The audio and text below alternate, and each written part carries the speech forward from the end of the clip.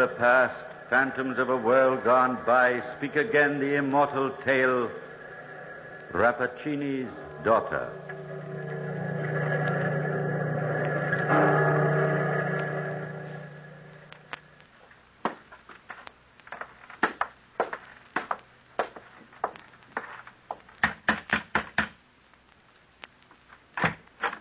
Good evening, Signora. Good evening, Signor. I have come from the southern part of Italy to study at the University of Padua. I was passing your house and thought you might have a room to let. Oh, no, I'm sorry. My rooms are all rented. Oh, but what shall I do? I was sure you would help me. Oh, when I first saw the crest there above the door... The crest? Why, do you know it? It's the armorial bearing of my family, and this was my great-grandfather's house, Signora. I've often heard my grandmother speak of it. Oh, then your name must be Guasconti. Giovanni Guasconti, Signora. I should be grateful for your help. Well, I really do not have a room to rent, Signor. There are so many students in Padua, but... Yes? I was just thinking of the room on the east side of the house. Long ago I closed it up, but perhaps for one night. Oh, it's very kind of you. Come along, I'll show it to you. Follow me up the stairs. Do you not rent it, Signora, because it is so small, perhaps? Oh, no. The room is quite large. But it's the only one in the house that has an eastern exposure. But who could object to the morning sun? Oh, it isn't the sun, Signor. Then what? You will see for yourself in a moment.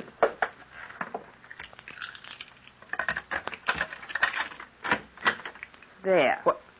Why, it's a beautiful room, Signora, and how sweet the air is. Do you keep flowers here? There's a garden outside below the window. Here, I'll show you. Oh. Peep through the shutters. The moon's quite bright tonight. Oh, that's a beautiful place. Thousands of flowers. And the wall around it is high.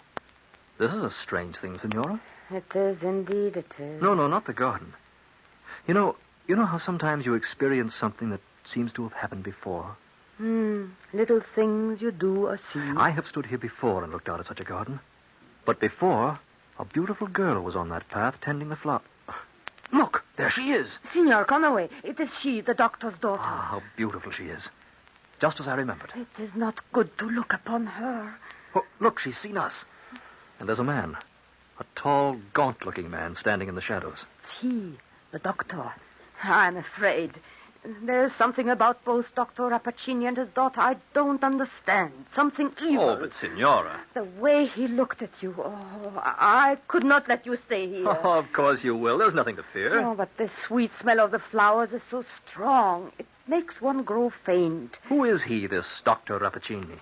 No one in Padua knows anything about him, except that he lives alone with his daughter who tends the garden for him.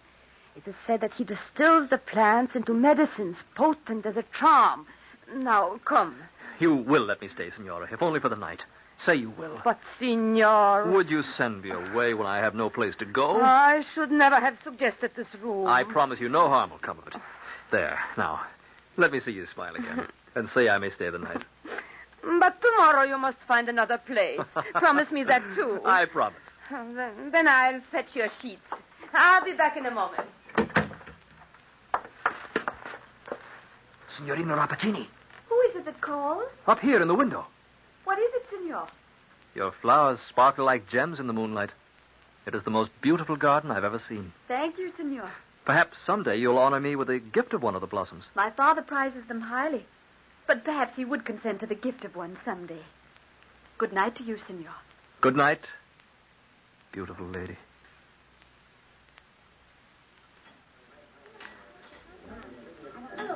So, my young pupil has become acquainted with the daughter of Rappacini. This is startling news. But, Signor Baglioni, why do you frown so? You were as bad as Dame Lisabetta, my landlady. I've lived in her house for a week now, and every day she threatens to send me away. This garden, Giovanni, what is it like? Ah, almost as beautiful as Beatrice herself, Professor. The plants are lush, and the blossoms very, very large. Some of them have all the colors of the rainbow, but there is one, the most beautiful of all, that grows in a huge urn in the center of an ancient fountain. Its leaves are bright green and very large, and its flowers purple and red. In the sunlight they sparkle, and at night time they catch the rays of the moon and glimmer like diamonds covered with dew. Giovanni, you are the son of my old friend, and I must tell you this. Move away from the garden this very night. But why?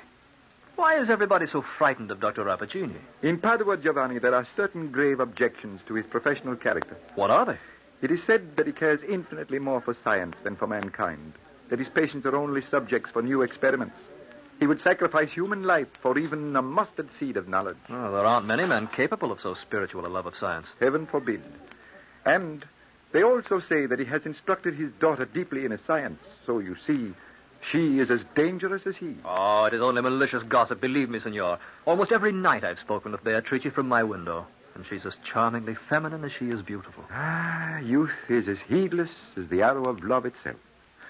Giovanni, you are not leaving. I must, Professor Baglioni. Thank you for the dinner and the wine. But the evening's just begun. You see, every night she comes to the garden now.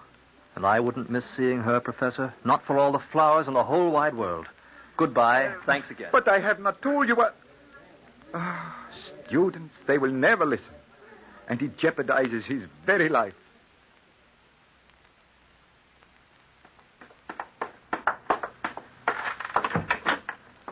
Oh, Signora, I'm glad you've come at last. Why, Elisabetta, what's the matter? What's happened? He came here to this house. What? Oh, I tell you, I've been fair shaking with fright, thinking of it. But who? The knocker sounded, late this afternoon it was, and I went to the door, not even faintly suspecting, and the saints preserve us, Signor, there he stood. Elisabetta, calm yourself. Now, what is He this? came here to ask for you, Dr. Rappacini himself. Oh, now, Elisabetta, don't tell me you let the old doctor frighten you. Tell me what he said. 15 years I've lived in this house, all of 15, and I never noticed it was there. Never even suspected it was there. Signor, I must have my room. You cannot stay here another minute. I will not allow it. All right, Elisabetta, but what is it you never suspected? The door, Signor. The secret door to the garden. Where? At the back of the large closet under the stairs. But what did the doctor say, Elisabetta? Oh, he said, but, Signor, you won't do it. Promise you won't do it. The whole thing frightens me half to death. What did he say? He asked me to give you his invitation to visit the garden tonight. Tonight? It's what I've been waiting for, Elisabetta. Come, show me the door. No, come back, Signor. You must not go there. Is this the closet? Yes, Signor, but... Now, where is the secret door, Elisabetta? Oh, I shall never forgive myself for this. There, in the far wall. Don't you see? But... Oh, yes, of course. Thanks, Elisabetta. The saints preserve you, keep you from harm.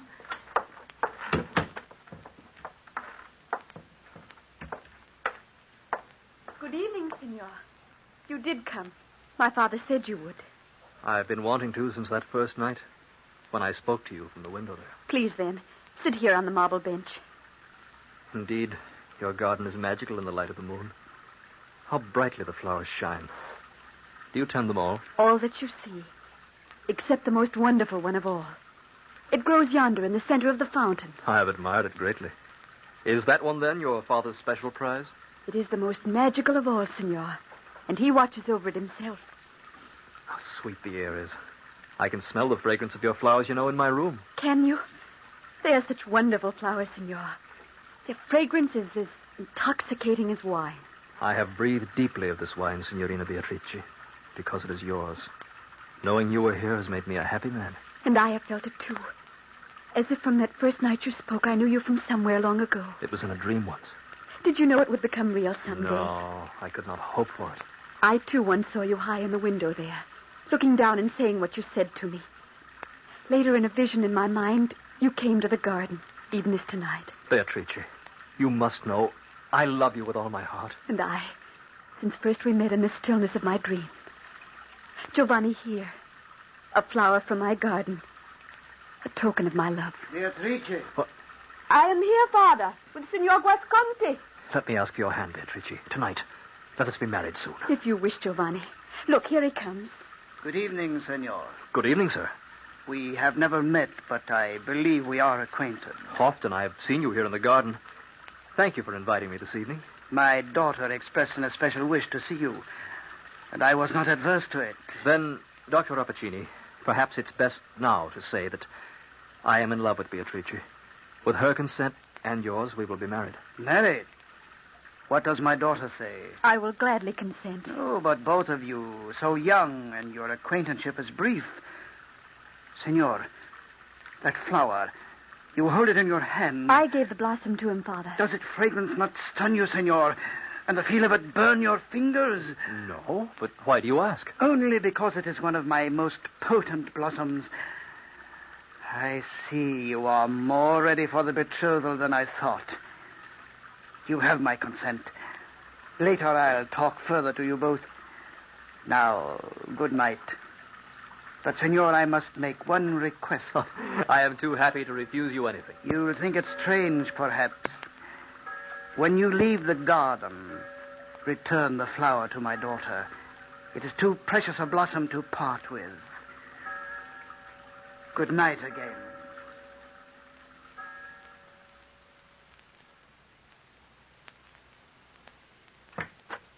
Oh, Professor Baglioni. What a surprise finding you here in my room. I came directly. You left me at the restaurant, Giovanni. Dame Elisabetta told me you were in the garden. Yes, and Professor, the most wonderful thing... Giovanni, wait. I know what it is. But it cannot be, I tell you. Listen, let me tell you a story. Hundreds of years ago, Alexander the Great fell in love with a beautiful Indian girl. She was as lovely as the dawn, and her breath was richer than a garden of Persian roses.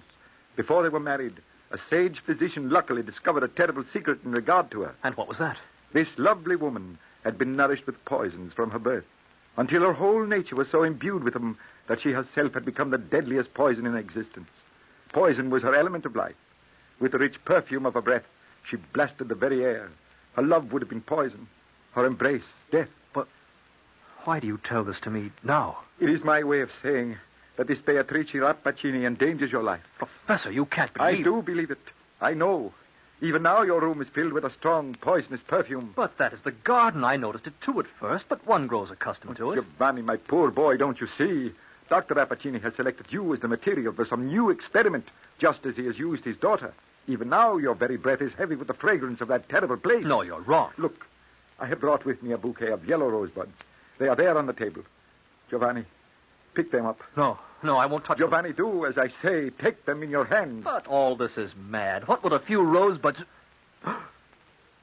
Look at them. See, your very touch withers the leaves and turns the yellow petals brown. Giovanni, you are imbued with the poison of the garden, even as she.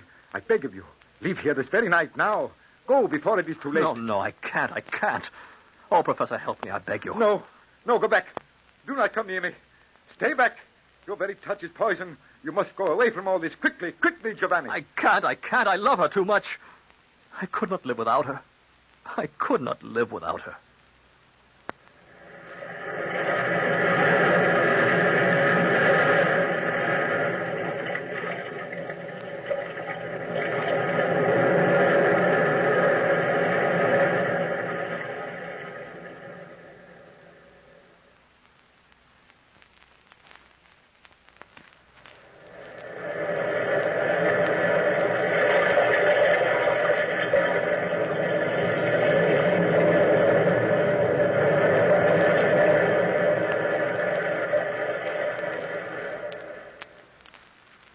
Giovanni, you are imbued with the poison of the garden, even as she.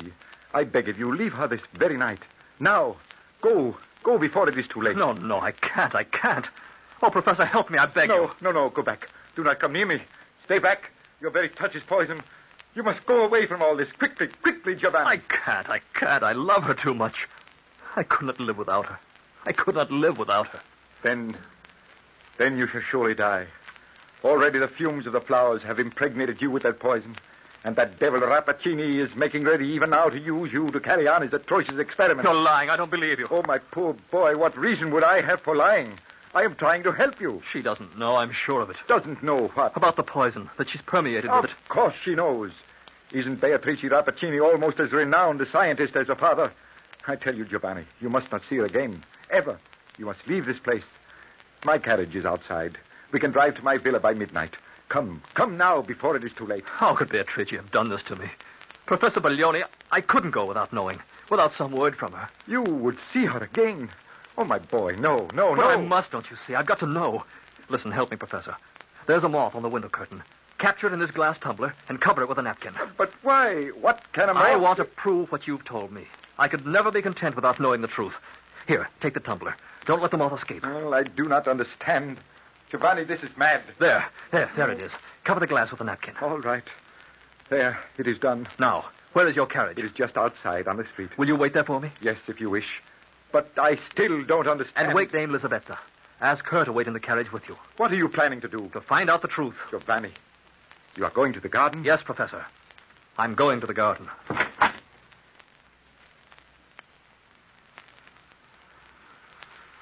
Giovanni, it's you. Beatrice, my darling. Come out in the light of the moon. There's something I must tell you. I was frightened for a moment seeing your dark shadow against my window. Has something happened, Giovanni? Come out in the garden with me, and I'll tell you. Is your father awake? I don't know. I don't think he is. Stand with me here, where the moonlight's brightest. Beatrice, I want you to know that I love you more than my life.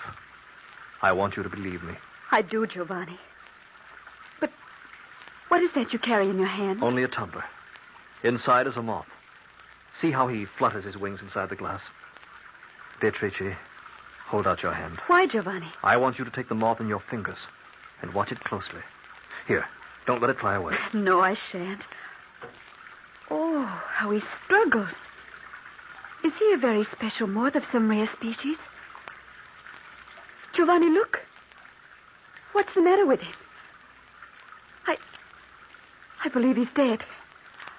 Yes, he's dead. What a shame. He was a prisoner too long. No, that isn't the reason, Beatrice. Oh, my darling, you've been ignorant of the poison. I knew you were. Poison? What do you mean? Do you love me enough, Beatrice, to trust me completely? Do you? Say you do. I do, Giovanni, of course. Then there's no time to lose. I want you to go away with me now, tonight. Go away? Why? Because this garden is a tomb filled with the perfume of death. Beatrice, these flowers are deadly. They're filled with the most potent poison in the world. Even now, your veins run with noxious blood. Your very touch is death to any living thing. Giovanni, what are you saying? I speak the truth, Beatrice. And heaven help us both. For now my body, too, has gained your power. And I am nourished by the poison of your garden. You mean... Oh, it is my father's fatal science. He has united us in this fearful sympathy. Beatrice! Giovanni, he's seen us here. Don't be afraid, my darling. The hour grows close to midnight. And tomorrow there is much to do. Oh, you are not alone, I see. Father, there's something you must know. Giovanni has come to take me away. What? Well, you are jesting. We will talk tomorrow of your marriage. Beatrice will not be here tomorrow, Dr. Rappacini. Oh, what is this? Some madness of the moonlight? Giovanni has told me of the garden. And it's poison. And he has also poisoned your mind against me. No, it is not that. Then what is there to fear? The flowers will not harm either of you now. My science makes you both stand apart from common men. But why? Why did you inflict this thing upon your child? Inflict? Can you use such a word when you can quell the mightiest enemy with a breath? A power as terrible as you are beautiful. Beatrice, come, quickly now. No, you cannot take her away. Beatrice, come back! Giovanni, where are we going? A carriage is waiting on the street outside. You young fool, you don't know what you are doing. Come back! Come back! Here is the stairway to the secret door. We won't be sorry, Giovanni, will we? Tell me we won't be sorry. Of course we won't, my darling. Come, they're waiting for us.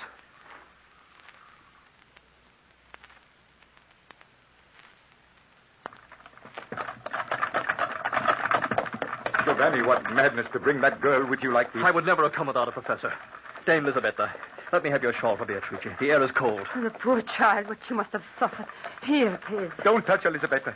No good will come of this. I know it. Here, Beatrice, around your shoulders. Where are we going? To my villa, just outside Padua. You understand, my child, it is not that I mean to be unkind, but this thing is beyond our understanding. You need not fear, senor.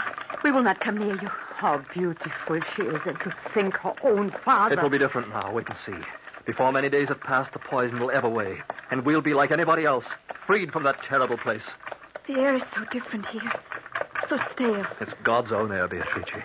It's our life. Breathe it deeply. Giovanni, I'm afraid. Oh, my darling, these are our friends. But the air, it's so hard to breathe the air. Giovanni, hold me. Hold me close. I'm afraid. I'm afraid.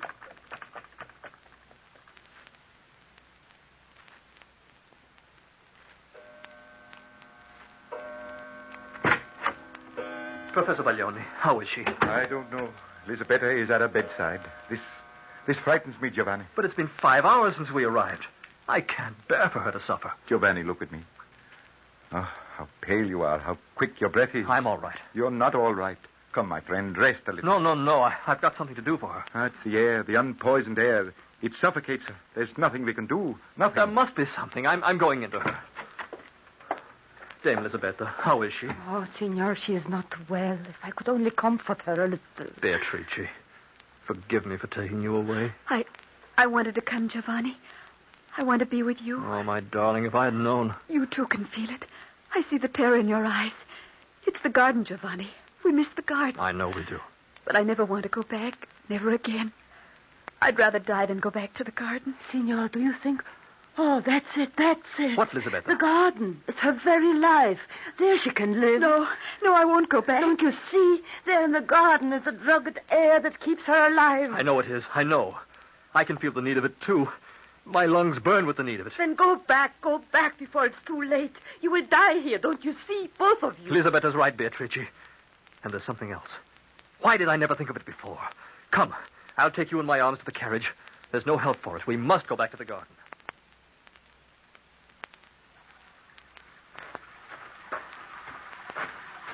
Dr. Rappacini! Dr. Rappacini! We've come back. Beatrice! Senor, you have killed her. No, she is not dead. Lay her here beside the fountain. Oh, my child, what has he done to you? We are both addicted to your poison, Doctor. We cannot live without it. Quick, break off a flower. Drop some of the dew upon her lips. Yeah. Beatrice, my darling, taste of the flower's dew. Here. Drink some of it yourself, senor. It is magic. It will give you strength. Giovanni, you have brought me back again. I could not see you die, my Beatrice.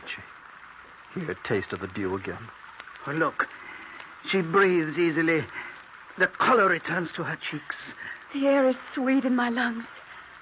Giovanni, forgive me for loving you. Now we must both stay here in the garden forever. Lie still, my darling. Now you know the power of my science. You see how foolish it is to cross me. I am not convinced, Dr. Rappacini. You are a devil, and I mean to find out the secret of your immunity. What are you saying? I know now why it is you never touch these plants.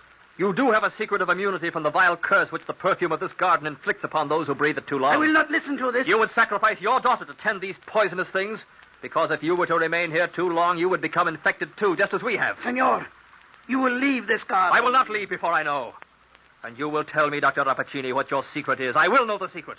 I will know the antidote. Get away from me. Your breath is sudden death. Yes, it is, and so is my touch. While you are still uncontaminated by the perfume, your life is at the mercy of those whom it has infected. Is it not? Your temporary immunity has become your curse, has it not, Doctor? Stop. Let go. Let go. Mother then, Doctor, in the poison of your own contriving. Let me go. Let me go. Giovanni, you're killing him. Father. I, too, have touched him. Stand back, Beatrice. Look, he's dying. What have we done? My children, forgive me. I am an old man, and my science to me was more precious than the miracle of life. I sought for the most powerful of drugs, and only now I have found it. What is stronger than the love in a man's heart? My father, what can we do? You can live your lives, my child, and walk as free as others do. But how? You are right, Giovanni. There is an antidote. Pluck one of its blossoms and drink of the liquid from its petals, even as I have drunk of it every day. Then you can leave the garden free. Which plant, Doctor? Which is the antidote? The purple blossoms in the center of the fountain. They are my antidote. Father. My father. Beatrice, come, my darling. Leave him in his wonderful garden that he loved. He has given us our lives again.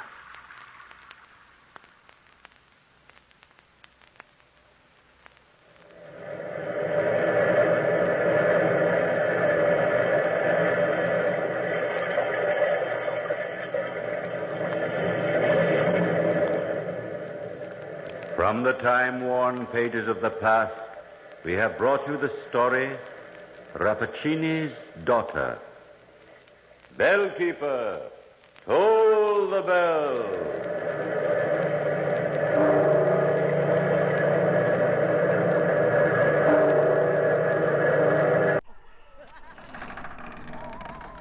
Return soon, brave listeners, to the shadows and secrets of Weird Circle, where each tale beckons you deeper into the unknown. Stay tuned for more chilling adventures from Golden Age Radio, rumble.com/c/GAR.